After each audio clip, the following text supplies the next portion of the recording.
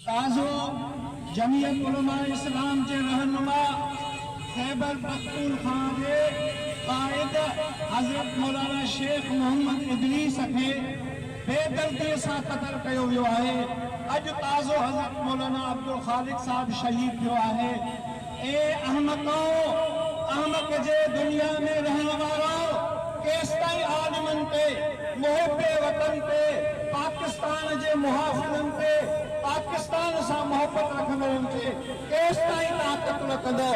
इंशाअल्लाह जमीयत उलमा इस्लाम भी ही अज़म कयो पुरअमन जदोजहद इंशाअल्लाह जारी है, जारी रहंदी जेसताई साह में साह है, जान में साह है। इंशाअल्लाह इन बचके इन कफर सा मैदान अमल में निकली करे इंशाअल्लाह जदोजहद कंदासीं।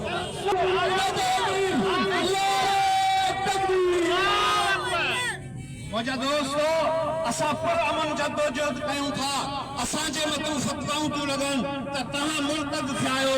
ये पाण जम करी अहमकन जे दुनिया में रहन था, असा अमन जा अलम बरदार आहियूं।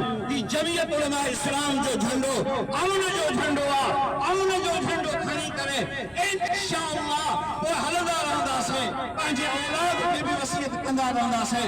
इंशाअल्लाह ई मुल्क ला इलाहा इल्लल्लाह जे निज़ाम के तहत आजाद थियो आहे। इन धरती ते इंशाअल्लाह ला इलाहा इल्लल्लाह जो निज़ाम नाफ़िज़ करे ॾेखारे इंशाअल्लाह।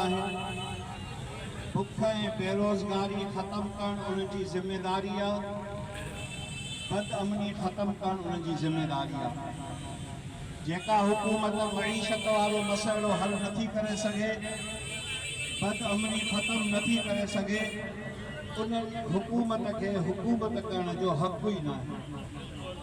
उन इदारन पे सवालिया निशान उभरे तो तहां मदारिस के बंद करने की साजिश करे रहा आयो, लेकिन पाकिस्तान के अवाम की हिफाजत केर कंदो, पाकिस्तान के आलिमन की हिफाजत केर कंदो, मुल्क के वफादारन की हिफाजत केर कंदो। हुक्मरानो इदारन वारो बुधो तहां जे मथो लाजिम है इन मुल्क की हिफाजत कयो, इन अवाम की हिफाजत कयो, हर मज़लूम की हिफाजत कयो। जेका हिफाजत नथा करे सघो, जेकॾहिं तहां दहशत गर्दन जे आॾो कमज़ोर आहियो, पोइ तहांखे हुकूमत करण जो कोई हक़ नाहे।